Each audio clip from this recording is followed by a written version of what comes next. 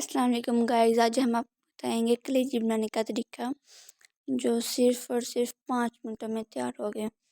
تو سب سے پہلے ہم نے کلیجی کو اچھی طرح سے دھو لینا ہے، اور اس کی ہم نے جو بدبو ہے اس کو ختم کرنے کے لیے، اور اس کے اوپر جو ہوتا ہے خون وغیرہ لگا ہو تو اس کو ختم کرنے کے لیے ہم نے اس کے اوپر ادرک لہسن کا پیسٹ ایڈ کیا، اور اسے اتنا مکس کرنا ہے کہ اس کے اندر اچھے سے رچ جائے اور صحیح اس کے اندر وہ ہو جائے، میلٹ ہو جائے۔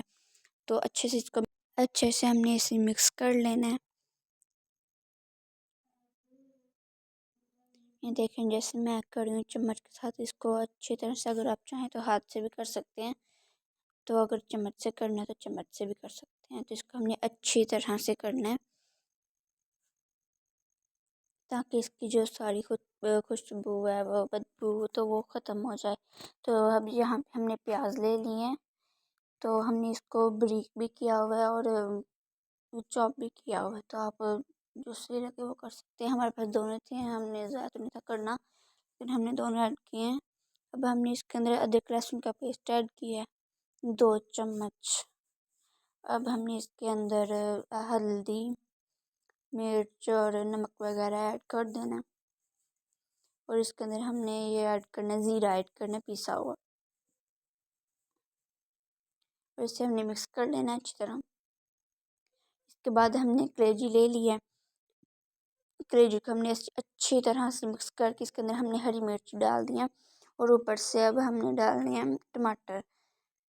آپ اس کو چاپ بھی کر سکتے ہیں اور کاٹ کے بھی ایڈ کر سکتے ہیں۔ اب ہم نے اس کے اندر نمک ڈال دینا، آپ اپنے حسب ذائقہ ڈال سکتے ہیں، تو ہم نے تھوڑا سا ایڈ کیا، بعد میں آپ چیک کر کے بھی ڈال سکتے ہیں۔ اب ہم نے اس کو اچھی طرح سے پکانا ہے، اور اس کے اندر تھوڑا سا بھی نہیں پانی ڈالنا ہے، ذرا سا بھی، اس کو بس ہم نے بھون لینا ہے اچھی طرح سے۔ یہ دیکھیں اس کا بس کلر چینج ہونا چاہیے۔ اب نیچے تھوڑا سا لگ رہا تھا تو میں بالکل تھوڑا سا پانی ایڈ کیا تاکہ یہ نیچے نہ لگے۔